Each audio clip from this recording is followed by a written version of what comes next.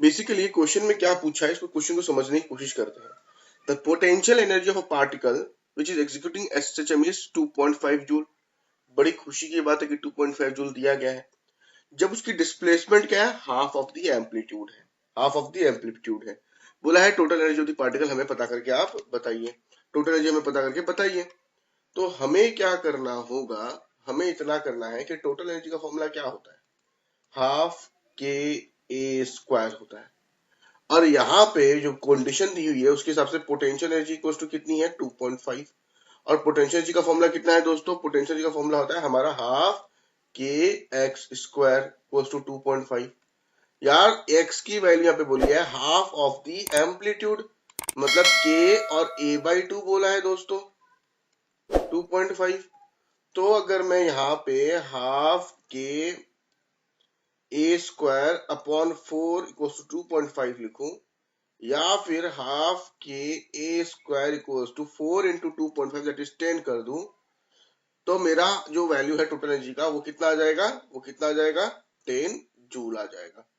चलो एक और क्वेश्चन आपके स्क्रीन पे है। अरे देखो इसका आंसर बताओ। मुझे सुबह में मैसेज आया कि नीट का सिलेबस क्या रिड्यूस हो गया है। तो देखो एक सिंपल सी बात याद रखो, कोई भी कुछ भी बोले, कोई भी कुछ भी बोले, आपको तब तक विश्वास नहीं करना है जब तक कि एनटी ए का नोटिफिकेशन आ नहीं जाता। जब तक एनटीए नोटिफाई नहीं करती कि सिलेबस के साथ कुछ हुआ है या नहीं हुआ है, चाहे एचआरडी मिनिस्टर ही कुछ ना बोल दे, हमें इनकी बातों पर विश्वास नहीं करना है जब तक एनटीए नोटिफाई करके क्लियर नहीं करता कि we have reduced this things will be होगा। मुझे पता है ये उसने सही बात है, ठीक है। चलो भैया इसका आंसर मैं करता हूं। आई होप आप लोगों ने ट्राई किया है, कईयों का आंसर भी सही आया है। अब देखो यहाँ पे क्वेश्चन में क्या बोला है, एक हार्मोनिक ऑसिलेटर है जिसका फोर्स कांस्टेंट है ये वाला। तो मैं लिख लेता हूँ साइड में 4 इंटू 10⁶ न्यूटन पर मीटर, एंड एम्पलीट्यूड है उसका 0.01, एम्पलीट्यूड है इसका 0.01 मीटर। फिर बोला है टोटल एनर्जी है 240 जूल, तो टोटल एनर्जी है 240 जूल। पूछ रहा है मैक्सिमम काइनेटिक एनर्जी और मिनिमम पोटेंशियल एनर्जी क्या होगी। तो हमने पता है कि काइनेटिक एनर्जी मैक्सिमम उसका फॉर्मूला क्या था, हाफ के ए स्क्वायर। तो हाफ इंटू के की वैल्यू दी हुई है 4 इंटू 10⁶ दोस्तों, इंटू 0.01 का होल स्क्वायर। ठीक है भाई, यानी के बाद इसको आप जब सॉल्व करेंगे तो क्या आएगा, 2 2 जा कट जाएगा और इसका यहाँ पे नीचे में 100 आएगा और इसका यहाँ पे नीचे में 100 आएगा। तो हमारा आ जाएगा 2 इंटू 6 में से 4 जाएगा तो कितना बचेगा भाई, 2 बचेगा। तो 10⁻², यानी कि 200 जूल आ जाएगा। अब हमने एक चीज मैंने आपको बताया था कि total energy is always constant, kinetic energy plus potential energy. मैंने ये भी बोला था कि अगर काइनेटिक एनर्जी अगर मैक्सिमम होगी तो पोटेंशियल एनर्जी को मिनिमम होना पड़ेगा। जितने अमाउंट से काइनेटिक एनर्जी बढ़ेगी उतनी अमाउंट से पोटेंशियल एनर्जी को घटना पड़ेगा। इस पर हम लोगों ने बहुत देर तक विचार विमर्श किया हुआ है, तो आई डोंट थिंक इसको वापस से डिटेल में जाने की जरूरत है। तो यहाँ पे 240 जूल तो टोटल एनर्जी है ही, और काइनेटिक एनर्जी मैक्सिमम का वैल्यू पता चली गया 200 जूल का है। तो पोटेंशियल एनर्जी कितनी होगी भाई, मेरे पोटेंशियल एनर्जी होगी मेरी 40 joule. So answer is 2200 joule maximum kinetic energy and 40 joule is the minimum potential energy. ठीक है, तो चलो again there is a question, please solve it. देखो इस क्वेश्चन को कैसे करना है, बात को समझना होगा हमें, ठीक है। सबसे पहले इस क्वेश्चन में बोला है कि पोटेंशियल जो particle on the axis is given by this one. U दे दिया गया है, U is in joule, X is in metres. तो हमने एक रिलेशन पढ़ा है कि force is given by F equals to minus D U by D X. तो हमने यहां से निकालने की कोशिश की, इसको डिफरेंशिएट करने की कोशिश करेंगे तो क्या आएगा, माइनस ब्रैकेट बाहर 20 का डिफरेंशिएशन 0 आ जाएगा और यहाँ पे आ जाएगा 2 ऑफ x माइनस 2, ऐसा करके आ जाएगा। ठीक है, तो अल्टीमेटली हम कह सकते हैं कि f equals to minus of 2x minus 2। यानी कि अगर मैं बोलूं, देखो एक बात समझो बात को, कि x क्या है दोस्तों, यहाँ पे x is your displacement. x क्या है भाई मेरा, x मेरा जो है वो डिस्प्लेसमेंट है। अगर मैं मान लूं कि अगर मेरा ये जो x है भाई, ये x माइनस टू जो है इसको हम लोग बोलते हैं कि कुछ मान लेते हैं कि x minus two is equals to capital x ले लेते हैं, चलो या y ले लो, आपको जो मन लगे। तो आपने बोला f equals to minus two X where x equals to X minus two, तो आपको क्या पता चला कि f इज डायरेक्टली इनवर्स, ये वाला हो गया कंडीशन। ये कंडीशन किसकी है? SHM की कंडीशन है। तो this is harmonic, simple harmonic, एकदम सही बात है। What will be it's mean position? Mean position का मतलब क्या होगा कि जो पार्टिकल रहेगा उसकी डिस्प्लेसमेंट कितनी रहेगी? जीरो रहेगी, यानी कि x की वैल्यू कितनी रहेगी? जीरो रहेगी। x कोस टू टू आ गया, x कोस टू टू आ गया। दूसरी बात क्या है कि बोला maximum kinetic energy of the particle बताइए निकाल के। अब यहाँ पे काइनेटिक एनर्जी कहाँ से निकाले? कुछ भी नहीं बताया है।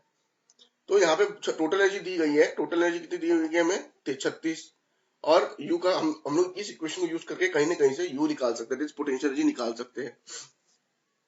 तो पोटेंशियल एनर्जी मिनिमम कहाँ होती है? हमें पता है पोटेंशियल एनर्जी जो मिनिमम होती है वो मीन पोजीशन पे होती है, और मीन पोजीशन पे एक्स की वैल्यू कितनी हो जाएगी? 2।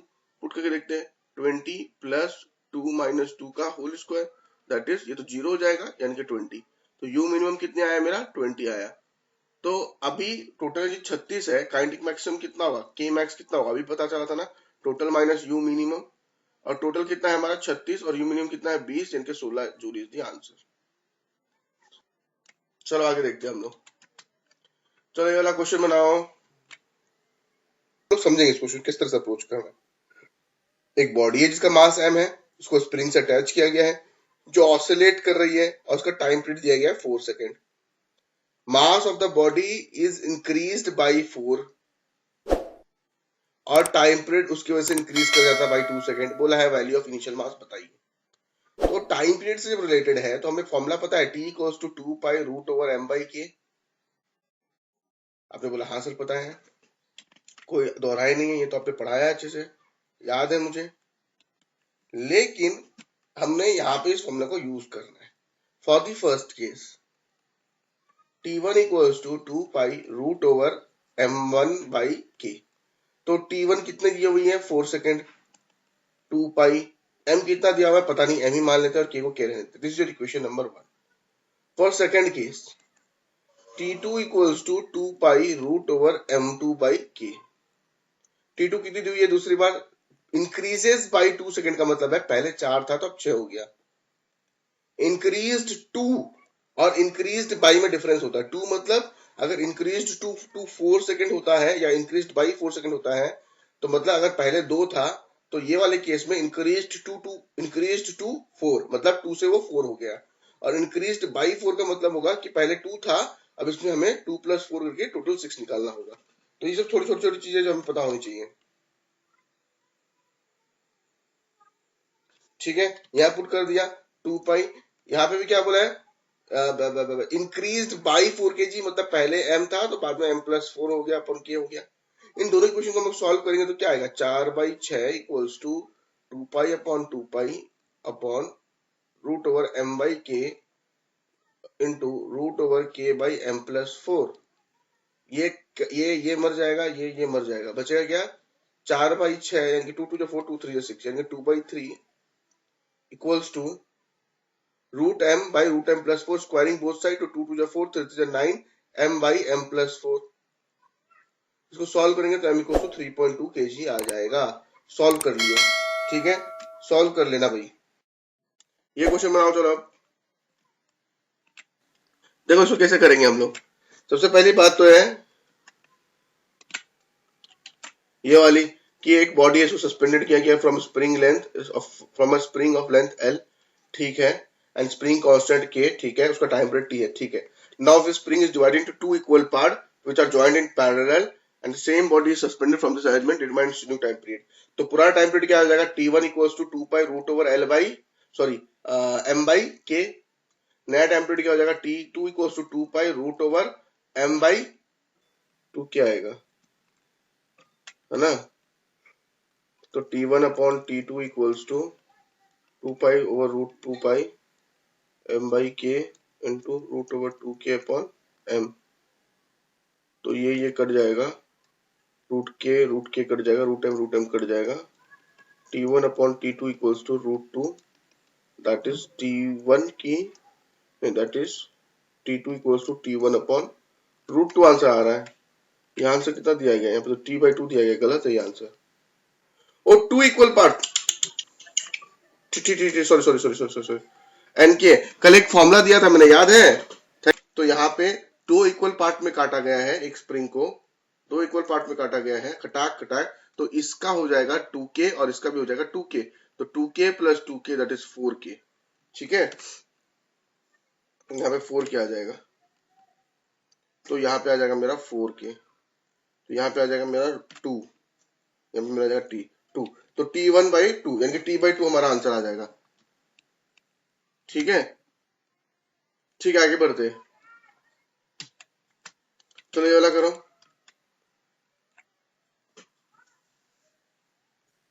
ठीक है, देखो इस क्वेश्चन को हम लोग समझते हैं। देखो बात को समझो, गहराई को समझना है, बात की गहराई को। यहाँ पे क्या बोला है कि a body of mass m, block of mass m on a horizontal slab of mass capital M which is moving horizontally and executing SHM। ठीक है, तो हम लोग बना लेते हैं एक हॉरिजॉन्टल स्लैब बना लेते हैं। ये स्लैब हो गया, इसके ऊपर एक ब्लॉक ऑफ मास m रखा हुआ है, ये कैपिटल M हो गया, ये स्मॉल m हो गया, विच इज मूविंग हॉरिजॉन्टली। ठीक है, एंड एग्जीक्यूटिंग SHM। चलो ठीक है भैया, एग्जीक्यूटिंग SHM कर रहा है, तो एग्जीक्यूटिंग SHM खुद तो करेगा नहीं, मान लेते हैं आपको स्प्रिंग स्प्रिंग होगी जिसकी वजह से ये कर रहा होगा, नहीं भी लगाएंगे स्प्रिंग तो भी कोई फर्क नहीं पड़ता है।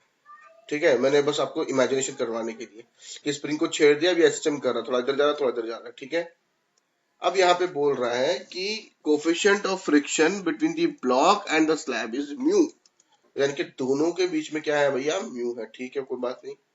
If block is not separated, अगर block is not separated, if block is not separated, if block is not separated from slab the determined angular frequency of oscillation, if block is not separated from slab the determined angular frequency block is, अच्छा देखो, block is not separated from the slab का मतलब हो गया कि both will move together। ठीक है, मतलब ऐसा नहीं होना चाहिए कि जब ये नीचे वाला ऑसिलेट कर रहा हो तो ऊपर वाला नीचे गिर जाए। तो इसके लिए आपको क्या समझना होगा कि इन दोनों के बीच में जो फोर्स ऑफ फ्रिक्शन होगा, इन दोनों के बीच में जो फोर्स ऑफ फ्रिक्शन होगा, और यहाँ पे जो रीस्टोरिंग फोर्स लग रही होगी, यहाँ पे जो रीस्टोरिंग फोर्स लग रही होगी, कौन ज्यादा होगी? ऑप्शन ए सही है, रिस्टोरिंग और फ्रिक्शन, या ऑप्शन बी सही है? बताओ। चलो ठीक है, तो option B is the correct answer. क्यों? क्योंकि अगर फ्रिक्शनल फोर्स ज्यादा होगी दोस्त, अगर फ्रिक्शनल फोर्स ज्यादा होगी तभी जाके तो ये ब्लॉक मूव नहीं करेगा। हमने कॉमन सेंस में पढ़ा है, मैं बहुत डिटेल में पढ़ा है सब चीजों को। ठीक है, तो मैंने बोला कि option B is the correct, यानी कि रिस्टोरिंग फोर्स जो होगी वो मेरी फ्रिक्शनल फोर्स से कम होनी चाहिए। अब हमें क्या पता करना, देखते हैं। अब हमें एंगुलर फ्रीक्वेंसी ऑफ ऑसिलेशन पता करना है। अब यहाँ से एंगुलर फ्रीक्वेंसी का रिलेशन कहाँ से लाया जाए? तो फ्रिक्शनल फोर्स का तो हमें एक ही फॉर्मूला पता है, म्यू एम जी होता है, इसमें तो कोई दोहराया नहीं है, कहीं ना कहीं यहाँ से ओमेगा लाना पड़ेगा। तो यहाँ पे अगर एम है तो ये चलो एम ए लगा के देखते हैं, यहाँ से एम एम काट देते हैं, और ए के बदले हम लोगों को क्या पुट करना होगा? Omega square x. क्या पुट करना होगा? ओमेगा स्क्वायर एक्स पुट करना होगा। ठीक है, लेकिन क्योंकि यहाँ पे एक्स तो नहीं लेंगे हम लोग, क्योंकि कोई पे कोई एक्स बोला नहीं है, मान लेते हम लोग लेते हैं ओमेगा स्क्वायर एम्पलीट्यूड, मतलब मैक्सिमम वाला, लेस देन म्यू जी, यानी कि omega square should be less than equal to mu g upon a, और omega less than equal to root over mu g upon a. ये वाला इसका answer हो जाएगा, म्यू जी अपॉन ए ही होगा। देखो ध्यान से एक बार, म्यू जी अपॉन ए ही होगा। क्यों होगा? क्यों होगा? क्योंकि यहाँ पे क्या बोल रहा है कि स्टैटिक फ्रिक्शन का दिया हुआ ना, तो मान लीजिए अगर फ्रिक्शन फोर्स ये वाली है, ठीक है, तो हमारी जो रिस्टोरिंग फोर्स होगी वो चाहे मैक्सिमम वैल्यू पे भी चली जाए तो भी इससे कमी होनी चाहिए।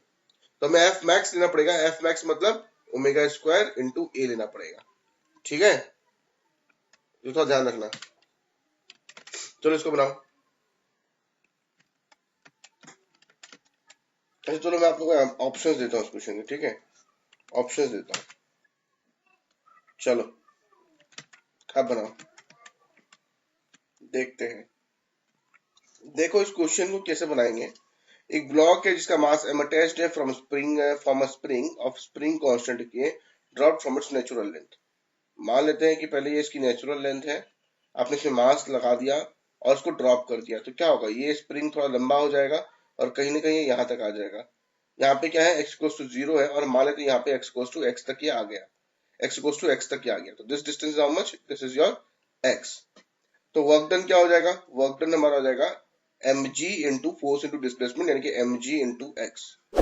बट हमने काइनेटिक थ्योरम पढ़ा हुआ है जिसमें हमने पढ़ा है कि work done is equal to change in kinetic energy या फिर चेंज इन एनर्जी, तो mg x equal to half K X square भी लिख सकते हैं। ये और ये कट जाएगा, हाँ ये कट जाएगा, ठीक है। तो हमारा आ जाएगा 2 mg upon k equals to x। This x is what, this x is the amplitude itself. ये x क्या है, ये तो हमारा एम्पलीट्यूड ही है ना, तो हम लिख सकते हैं इसको amplitude equals to a equals to mg upon k, यानी कि 2 mg upon mg upon k। ठीक है, शायद मैंने ऑप्शन में 2 नहीं दिया था, मुझे याद नहीं है। देखो ये स्प्रिंग है, ये यहाँ तक है, एट x इक्वल्स टू 0 पे है यहाँ तक। आपने इसको एक्सटेंड किया, कुछ गलती हो तो बताना, हाँ, क्योंकि आंसर जो वहां दिया उसमें 2 नहीं है। एक मिनट रुको, तो ठीक है, देख लेते हैं। यहाँ देखो, आपका पहले नेचुरल लेंथ ये था कि मतलब स्प्रिंग में कुछ भी ना लगाया जाए तो स्प्रिंग यहाँ तक एक्सटेंड रहता है, यानी कि एक्स को 0 हो गया है, कोई एक्सटेंशन नहीं है। आपने इसमें एक मास m लगाया, फिर इसको खींच दिया नीचे की तरफ में और छोड़ दिया, तो क्या होगा, मतलब इसमें लगा के मास को हटाया हाथ, तो क्या होगा, ये मास की वजह से नीचे की तरफ जाएगा। मान लेते ये जब नीचे आया तो इसने x डिस्प्लेसमेंट कवर किया, तो इसमें इसने वर्क डन कितना क्या होगा, क्योंकि mg नीचे की तरफ फोर्स लग रही है और डिस्प्लेसमेंट कितनी हुई है दोस्त, x हुई है, तो work done equals to force into displacement, यानी कि mg into x। Now you can look here कि हमने फॉर्मूला पढ़ा है w equals to change in kinetic energy भी पढ़ा हुआ है, या फिर चेंज इन एनर्जी बोल सकते हो आप लोग। यहाँ पे वर्क डन तो एक टाइप की एनर्जी है, तो उसमें तो mg x आएगा, और यहाँ पे जो आपका फॉर्मूला आएगा वर्क डन एनर्जी का फॉर्मूला क्या था, हाफ के एक्स स्क्वायर था ना फॉर स्प्रिंग, तो उसलिए मैंने यहाँ पे हाफ के एक्स स्क्वायर लगाया है। समझ में आया। तो अगर आप ऐसे करोगे तो आपका x का वैल्यू आ जाएगा 2 mg अपॉन के, ऐसा आ जाएगा, ठीक है। लेकिन ये बोल रहा है कि अगर हम लोग ऐसा ले लें कि रिस्टोरिंग फोर्स ऊपर की तरफ है, रिस्टोरिंग फोर्स ऊपर की तरफ है और mg नीचे की तरफ है, तो ये mg इक्वल्स टू के एक्स बोल रहा है ये।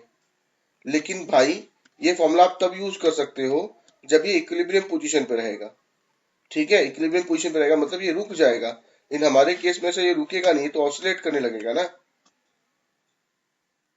ये तो ऑसिलेट करने लगेगा ना, तो हम तो इसको इक्वल टू नहीं बोल सकते mg इक्वल टू के एक्स वाले खाने में, इसलिए एनर्जी के टर्म में लेना पड़ेगा।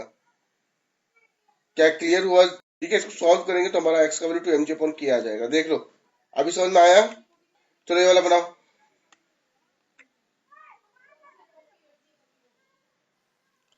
अभी देखो इस क्वेश्चन में हमने पता है कि for the first one T1 क्या होगा, T1 का फॉर्मूला हो जाएगा 2 pi root over m by K, ठीक है। K1 है, सॉरी यहाँ पे K1 आ जाएगा, स्क्वायरिंग बोथ साइड, तो आपको क्या आ जाएगा, T1 square equals to 4 pi pi square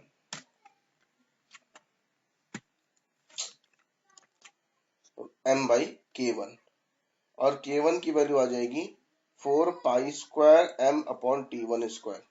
similarly K2 की वैल्यू आ जाएगी हमारी, K2 की वैल्यू भी क्या आ जाएगी हमारी, सेम की same 4 pi square m upon T2 square, क्योंकि मास सेम ही को लटकाया है तो दोनों केस में सेम आएगा। आप बोल रहे हैं कि दोनों को हमने क्या किया है, सीरीज में लटका दिया है, तो सीरीज में हमने पढ़ा है कि 1 by K equals to 1 by K1 plus 1 by K2 होता है, कल हमने पढ़ा था, कल या परसों पढ़ा था।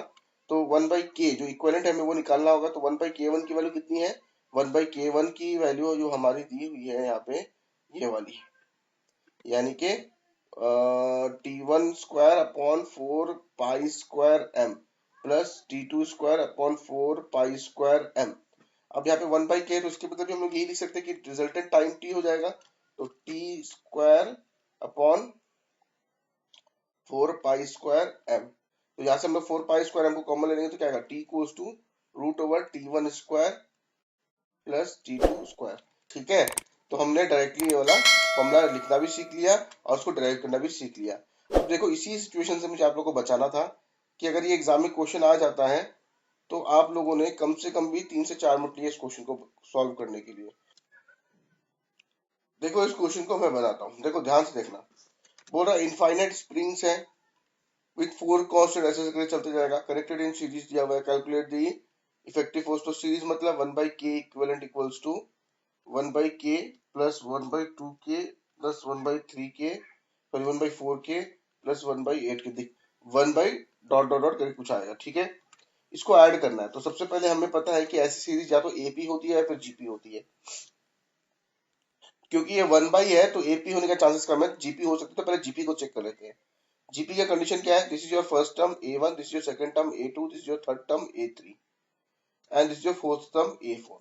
जीपी सीरीज की कंडीशन ये होती है कि अगर a2 by a1 is equals to a3 by a2 equals to a4 by a3 हो जाए, अगर ऐसे चलता रहे तो हमारा सही है। तो a2 बाई a1 कितना होगा? 1/2k डिवाइड बाई 1/a1 यानी कि इंटू के। तो ये कटेगा, ये कटेगा, 1/2 आया। ठीक है, a3 अपॉन a2 करते हैं तो क्या आएगा? 1/4k इंटू ऊपर में 2k। ये भी कट के 1/2 ही आ रहा है। और a4 बाई करेंगे तो भी 1/2 आया। मतलब ये जीपी सीरीज है। जीपी सीरीज का सम अगर निकालने बोले, अगर ऐसा सिचुएशन है उसकी सम निकालनी है हमें, तो हमारा फॉर्मूला हो जाता है sum equals to first term by first term minus ratio. Ratio, ठीक है, रेशियो डिफरेंस जो आता है। तो फर्स्ट टर्म क्या है? a1 यानी कि 1/k by 1/k minus ratio क्या है? 1/2। अगर यहाँ पे अगर आपको प्रॉब्लम हो रही है थोड़ी भी सॉल्व करने में, तो आप एक काम करो, यहाँ से 1/k कॉमन लेके देखो क्या आता है। ठीक है, तो ऐसे काम करते हैं और सॉल्यूशन करने में आसानी हो जाएगी हमें। 1/k अगर कॉमन ले लेंगे तो क्या आएगा? 1, 1/2, 1/4, 1/8। तो इसकी जीपी सीरीज निकालना हमारे लिए कंपैरेटिवली इजी है। ठीक है, तो इसका ये 1/8 निकालेंगे तो हाफ आएगा, इसका भी हाफ आएगा, सभी का हाफ आएगा। तो हम बोल सकते हैं 1/k इक्वल्स टू, जो फर्स्ट टर्म है वो हमारा 1 है, 1/1 माइनस 1/2, दैट इज आपका आ जाएगा 1/2 माइनस 1 करेंगे तो हाफ ही आएगा, ऊपर चला चला जाएगा तो k/2 आ जाएगा। मतलब k equivalent will be equals to k/2। ये वाला क्वेश्चन का आंसर बताओ मुझे फटाफट, फ्रीक्वेंसी का आंसर बताओ। चलो मैं बनाता हूँ। t equals to 1/2 pi root over m by K होता है, तो फ्रीक्वेंसी इक्वल्स टू 1/t होता है। हाँ ठीक है, तो देख लेते हैं इसको सॉल्व करके हम लोग। 1/2 पाई रूट ओवर के की वैल्यू है 4000 बाई एम। एम कितना दिया भाई? 1। 4000 का अगर आप रूट निकाल लें तो का आएगा रे? का आएगा? का आएगा? देखो का आएगा 4000, यानी कि मैं लिख सकता हूँ 4 इंटू 100 इंटू 10 अपॉन 1। 4 का बाहर आएगा तो 1/2 पाई, 4 का बाहर आएगा तो 2 आएगा, और 100 का बाहर आएगा तो 10 आएगा, और 10 का बाहर यानी कि 3 3 से 9 होता है तो 3 पॉइंट समथिंग आएगा। मान लेते 3.3 आया। तो ऐसे ही अप्रोक्सीमेट वैल्यू लाएंगे। तो 2 पाई का वैल्यू पुट करेंगे तो यहाँ पे 1/2 into 22 into 7 into 2 into 10 into 3.3, ये हटेगा तो ये 10 मर जाएगा। तो हमारा यहाँ से ये 2 2 भी कट जाएगा, यानी क्या आया 7 डिवाइड बाई 22 इंटू 33, तो 11 2 जाए 11 3 जाए, है ना, 7 से 21 अपॉन 2, तो 10 पॉइंट समथिंग आएगा। ठीक है, मेरा ज्यादा क्यों आ रहा है? शायद मैंने ज्यादा ले लिया। तो 10 हर चीज दिया आंसर। ये वाला क्वेश्चन बनाओ जल्द। देखो अकॉर्डिंग टू क्वेश्चन क्या बोला गया है यहाँ पे कि एक फ्रीक्वेंसी ऑफ ऑसिलेशन है 6 हर्ट्ज जब फोर्स की वैल्यू है F1, 8 हर्ट्ज जब फोर्स की वैल्यू है F2। अगर दोनों को अप्लाई किया जाए तो फ्रीक्वेंसी ऑफ द ऑसिलेशन क्या होगी? देखो बेसिकली मैं क्वेश्चन सॉल्व तो कर रहा हूँ, लेकिन इसका जो लास्ट रिजल्ट आएगा उसको आप लोगों को नोट डाउन करके रखना है एज अ इम्पोर्टेंट नोट। ठीक है, क्योंकि हमें पता है कि F1 इक्वल्स टू माइनस के x1 होता है, सभी को पता है। मुझे क्या पता, सभी को पता है, तो x होगा। ठीक है, कंट्रोल, ठीक है। और F2 इक्वल्स टू माइनस के एक्स होता है, ये भी सभी को पता है। ठीक है, यहाँ पे लेकिन K1 और K2 अलग अलग होगा, है ना। अब बोल रहा है कि अगर दोनों, उसका फ्रीक्वेंसी निकालने बोला है हमें, तो फ्रीक्वेंसी भी निकाल लेते हैं। N1 इक्वल्स टू क्या होगा हमारा? N1 का फॉर्मूला हो जाएगा 1/2 pi root over K1 upon M। Similarly N2 हो जाएगा हमारा 1/2 बाई, और हमें पता है N1 की वैल्यू 6 हर्ट्ज है और N2 की वैल्यू 6 हर्ट्ज है, मैं अभी पुट नहीं कर रहा हूँ। अब बोल रहा दोनों फोर्सेस को अगर हम साथ में अप्लाई करें तो क्या हो जाएगा? तो F equals to F1 plus F2 हो जाएगा, यानी कि के एक्स इक्वल्स टू के एक्स इक्वल्स टू आपका आ जाएगा k1x प्लस k2x, बाहर में माइनस, ठीक है, यहाँ पे भी माइनस, तो हमारा आ जाएगा k equals to k1 plus k2, k1 plus k2, यानी कि जो हमारी फ्रीक्वेंसी आएगी नई वाली वो क्या आ जाएगी 1/2 pi root over k1 plus k2 upon m, ठीक है। अब इसमें हमें फंस गए भाई, k1 और k2 की वैल्यू पता नहीं, अब यहाँ से निकालते हैं, ठीक है, यहाँ से k1 और k2 की वैल्यू निकालेंगे तो क्या आएगा, देखो स्क्वायरिंग बोथ साइड करते तो n1 square equals to 1/4 pi square n1 square m, अरे यार m नीचे आएगा, 4 पाई स्क्वायर इंटू m, ठीक है, तो कर रहा हूँ, तो k1 की ये वैल्यू आएगी और k2 की वैल्यू क्या आएगी n2 square 4 pi square m, k2 आ गया, देख। अब हम लोग क्या करेंगे, यही वैल्यू यहाँ पे पुट कर देंगे, यहाँ पे पुट करेंगे तो क्या आएगा 1/2 pi root over n1 square 4 pi square m plus n2 square 4 pi square m by by by by m। जब आप इनको कॉमन लोगे, हिंट इन करोगे तो आपको देख लो n इक्वल्स टू यहाँ पे क्या आ जाएगा, देखो ये m कॉमन लेंगे, ये m कॉमन लेंगे और नीचे का m कट जाएगा, ठीक है। यहाँ से 4 पाई स्क्वायर को कॉमन लेके बाहर निकालेंगे तो बाहर में 2 पाई आएगा और ये 2 पाई कट जाएगा, तो अल्टीमेटली आपका जो रिजल्टेंट आएगा वो n1 square plus n2 square हो जाएगा। This is the relation, very good important relation. यहाँ पे वैल्यू पुट करेंगे तो क्या आएगा, 6 का स्क्वायर यानी कि 36, 8 का स्क्वायर 64 यानी कि 10, 10 इज द करेक्ट आंसर। तो हमें ये रिलेशन याद रखना है और ये कंडीशन याद रखनी है, क्या, अगर आप F1 अप्लाई करते हो तो N1 फ्रीक्वेंसी आती है, F2 अप्लाई करते हो तो N2 फ्रीक्वेंसी आती है, तो क्या होगा अगर हम F1 F2 को दोनों को अप्लाई करेंगे साथ में, तो फ्रीक्वेंसी क्या हो जाएगी N इक्वल्स टू रूट और N1 square plus N2 square. अपनी कॉपी में या जहां भी लिखते हो तो भी इसको आप क्या करोगे, अपनी नोट डाउन कर लो, इसको अपने में एक केस बना लो, इस क्वेश्चन का इंपॉर्टेंट केस, इंपॉर्टेंट नोट जो भी बनाना है वो लिख लो, ठीक है। इस क्वेश्चन को हम लोग कैसे बनाएंगे तो इस बात को समझने की कोशिश कर रहा, यहाँ पे क्या बोला, एक सिंपल पेंडुलम को हमने सस्पेंडेड किया from a ceiling of a lift, ठीक है। When the lift is at rest it's time period is T, कोई बात नहीं, अगर इसका टाइम पीरियड उसको टी है तो हम बड़ी खुशी से लिखेंगे T equals to 2 pi root over L by g. जब लिफ्ट को एक्सेलरेट किया था अपवर्ड की तरह से, केस मैंने कल करवाया था बड़े प्यार से कि अगर वो लिफ्ट एक्सेलरेट करती है तो उसका टाइम पीरियड हो जाएगा T equals to 2 pi root over L by g plus a, और यहाँ पे बोला है कि उसका जो टाइम पीरियड होगा reduce its time period to, मतलब इतना हो गया टी बाई टू, इनके T by two equals to 2 pi root over L by g plus a, ठीक है।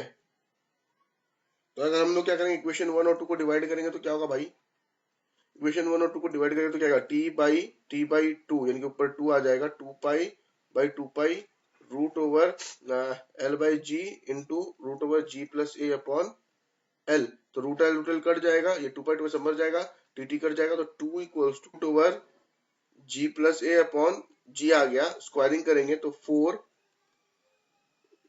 जी जी बाई, ये आ जाएगा आपका g by g plus a by g, तो यहाँ पे कट के 1 आ जाएगा यानी कि 1 प्लस ए बाई जी आ जाएगा, इसको उधर लेके जाएंगे 3 इक्वल्स टू ए बाई जी आ जाएगा यानी कि ए इक्वल्स टू 3g आ जाएगा, 3g।